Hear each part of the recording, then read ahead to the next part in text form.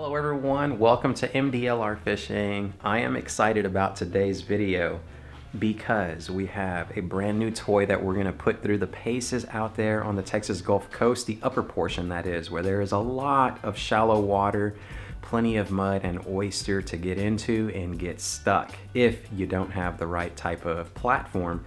So we've got the Wright Water 12. If you're here because of that skiff, then be sure to click that subscribe button because I'm going to be bringing a lot more content, and hopefully you will get to learn everything about her as I learn myself.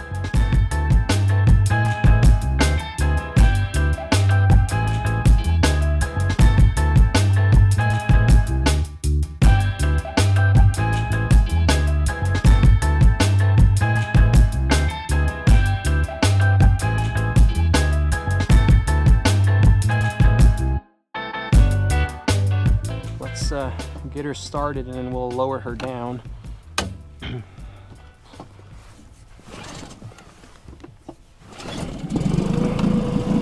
Two pulls. Okay, y'all. Yeah, we're not gonna just open her up and straight gun her to begin with. It's a no wake zone. Oh yeah, it's a no wake zone as well, so we'll get through this. I've got Christian up there at the bow right now because the water line back here, it looks pretty sketchy. We are absolutely, just to make the mental note, we are totally over the weight. Yeah. So, I mean, that's the story of our life. Yes, I hear y'all. Dude, you're over, you're pushing the weight limit, you're over capacity. I already know that. I know that. I mean, we were already over the weight limit on our other skiff, and it's the same situation here. Now, y'all, what y'all need to understand is the fact that I purchased the other skiff and I'm using this skiff with the sole intention on it being a single man platform. If I want to truly take two people out there to fish comfortably, I'm going to go with like a 16-footer or longer, because that right there is going to allow us to fish the way we want to fish comfortably. So this right here is just allowing y'all to see if two people can truly go out there and fish. I don't know, we're about to open her up and see what she's going to be able to do. The winds are calm right now, so I think it's a perfect time to test it out and see what she can do with being over the weight limit. It's all the way open.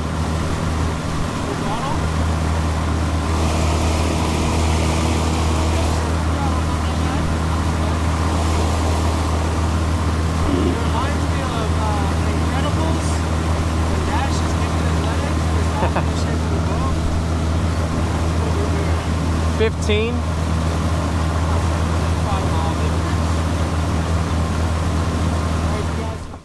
Christian's gonna start out with the shimmer swimmer. That thing looks all kinds of wacky.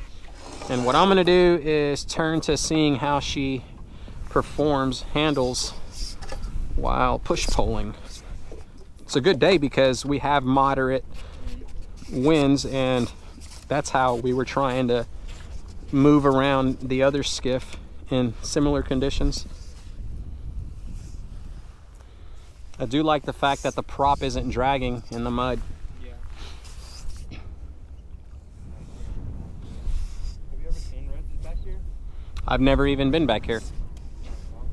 I mean, we came in the other skiff once, but we turned right back around because you remember how skinny it was. So we got a little ditch that leads off of this back pond right over here. So far so good with poling, controlling my drift. I'm able to go straight with little to no effort. But we're going with the wind, so we need to keep that in mind. Plus we have plenty of water to come through. So far so good though. Let's see if we can get over here into this ditch and just how skinny it's gonna get. Is the water line looking better? Oh yeah, yeah, for sure. The water line is good. Maybe I just ride up here like that from if I can. For putting it overweight, we are really, really skinny right now.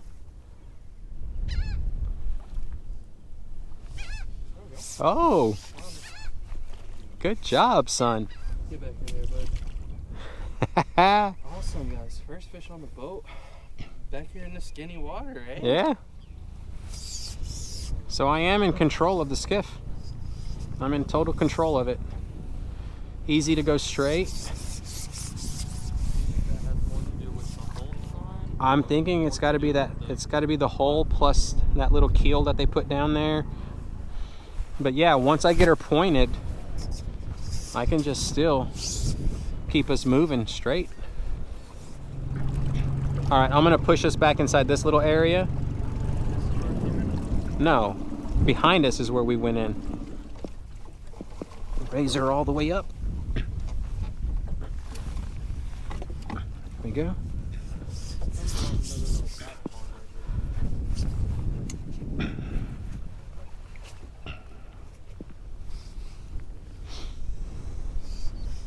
As long as you don't make no edgy movements and push a wake off the hull, I mean, we are seriously in ninja mode, because there's no trolling motor pushing any like low hum vibrations under the water.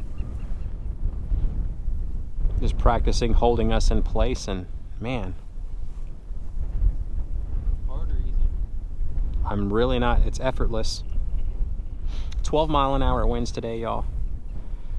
Don't let the lack of wind noise fool y'all. I mean, the mics that we got are very expensive, and they do their job in allowing y'all to hear us in the nasty stuff. But 12-mile-an-hour winds. We do have some protection from the marsh grass, but as you can see the ripple on the water, and I'm holding this little 12-footer in place. Let's see if we can get through this little ditch. Yeah, just because, you know. Yeah. See what a jack plate does for us.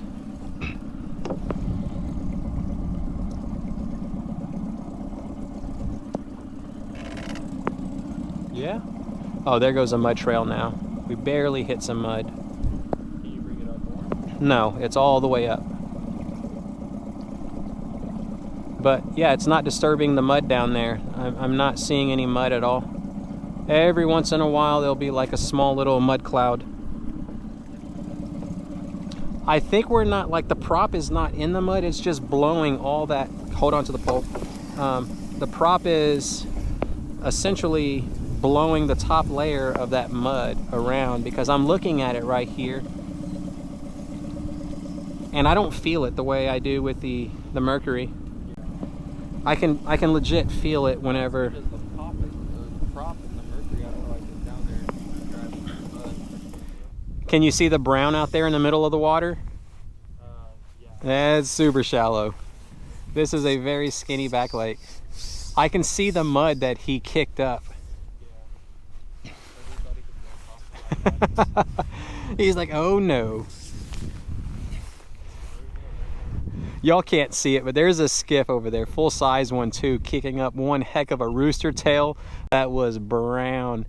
This back lake is very skinny, so it's like the perfect spot to come out here testing in high winds. And that dude turned around with the quickness. This is what I think of whenever I want to come sight casting for reds. Those guys just have not been out here lately. But the fact that I'm able to do this right now is pretty good. I'm able to test the capabilities of this new skiff. So far, so good. These are the back ponds that we want to access, but look at how narrow this ditch is, y'all.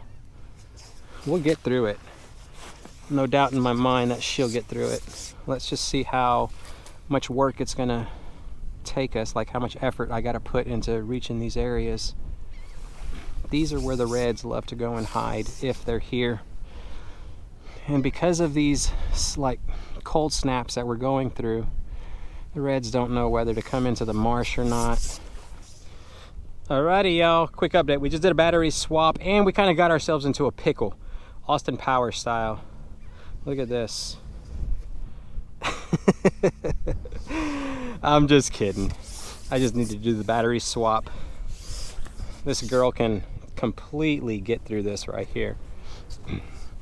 I just wanted to make sure that I did the battery swap so that y'all would be able to see just truly how narrow and nimble she is, going through small little ditches, getting to these back ponds that only kayaks are known to get to. A 56-inch beam is what she's got right up here on the top of the deck. 48 inches underneath the deck.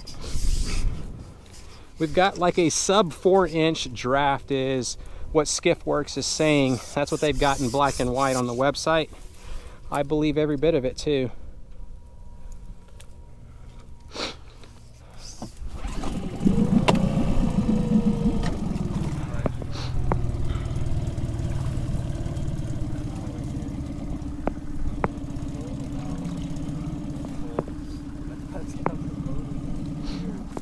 God, I love this jack plate.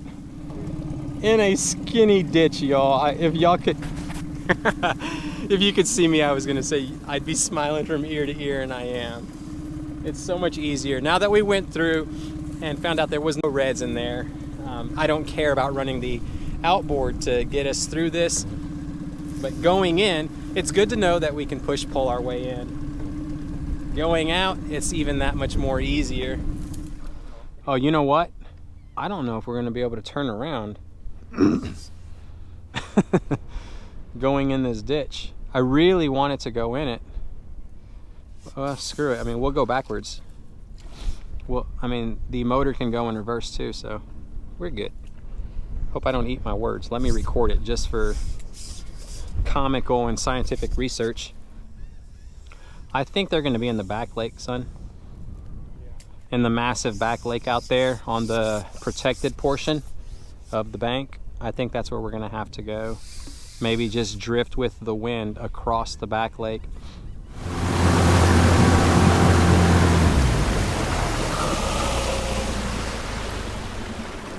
Yeah, this is the channel, and she just did all of that right there. Midday update, y'all. I'm thoroughly impressed with its handling capability. Hopefully it can continue to do so and surprise me with each new trip that we take out here. But after our first go and run, I'm not making a judgment call right now. I'm just simply stating like what seems to be common sense for me in my experience. A 9.9 is the highest that I would put on there. Maybe a 15 horse if you're going to use it with one person, because the heavier or the bigger the outboard, the heavier she's going to sit down in the rear, and you may need to do some like weight distribution up at the bow so that you can not put so much of it back here at the stern of the skiff. But I'm really impressed with handling capabilities. Very nimble, very easy to turn. Of course, we're only going 15 miles an hour at full throttle, but gosh, that's pretty fast in comparison to what I'm used to doing in a kayak, and also the reach that we've got. Yes, a kayaker can get out here, but oh my God, at what cost? Time. That is the cost that you're basically going against. And yeah, when you can reach and get into some skinny areas that kayaks are only known to get into, that's when you truly start to appreciate this skiff right here. Very impressed with our first trip thus far.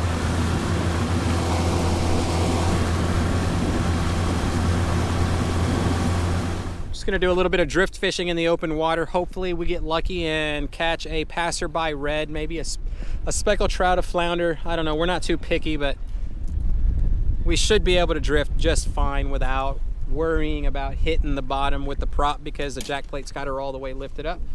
Keeping the fingers crossed to be able to show y'all a catch. It's been a long time, but the sole purpose of this trip, honestly, is just to test out the new platform.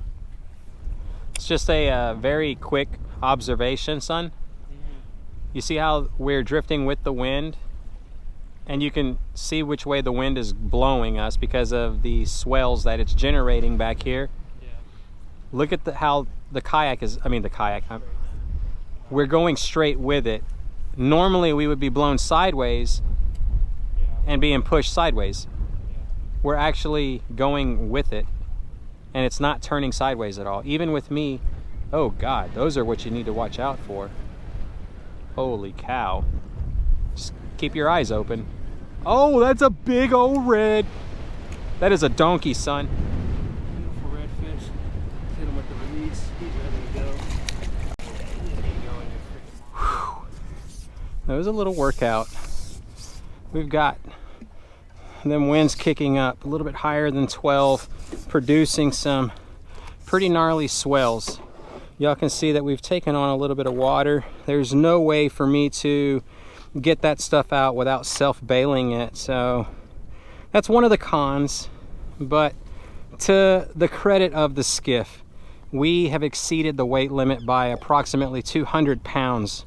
And you know, you just can't help it. We're riding super low.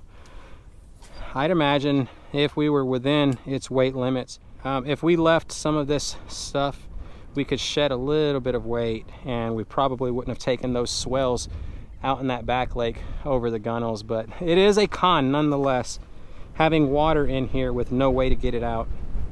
Our first full trip is in the books. The Maiden Voyage was a great success. Christian managed to catch a small Texas slam, got the keeper redfish, and then an undersized flounder. I mean, y'all, well, actually you're not going to see it unless you go over to his channel, but nonetheless, just really wanting to test the capabilities of this skiff, and it performed. I'm going to keep my fingers crossed that it continues to do so with every other trip that we take, put it through all the conditions. High winds is definitely checked off the list, especially with poling it, being able to go straight. I'm hoping and praying that we're going to be able to experience the same style results in different conditions. I mean, with no winds, there's no doubt in my mind she's going to excel. But I'm very impressed. This thing, I'm pulling for it. Being able to successfully do everything that I'm asking of it, and after the first trip, I am very, very impressed. But don't want to make any outrageous claims too soon, because there may be something that she's not going to be able to do. But as it stands right now, I'm going to give her a thumbs up. So I'm glad that y'all tagged along for the adventure. I am looking forward to some better weather, maybe some better fishing conditions.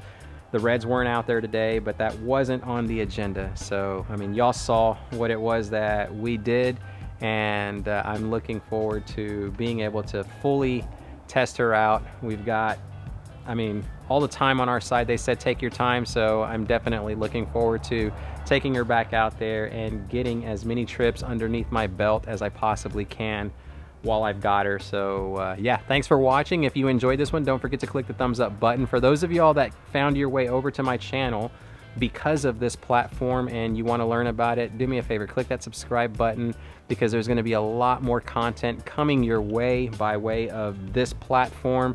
For all of my kayak audience, don't worry, I'm not abandoning the kayaks. It's just like, hey, it's another honeymoon with a new platform, and I want to test her out. I want to see what she's capable of. And for those of y'all looking to take the leap from a kayak platform to something that is going to act like a kayak but a lot faster with extended range, I'm thinking that you want to definitely follow along and see how this girl is going to perform on all the future trips. So again, thanks so much for watching. I really appreciate y'all's support. All the love that you have shown the channel is the reason why things like this right here, taking custody of a skiff, being trusted with it to fully put it through the paces, that all happens because of y'all, because of your dedicated support in watching the content that I'm creating over here. So I truly owe each and every one of y'all a great big hug. So thank y'all so much. Until next time, tight lines, y'all.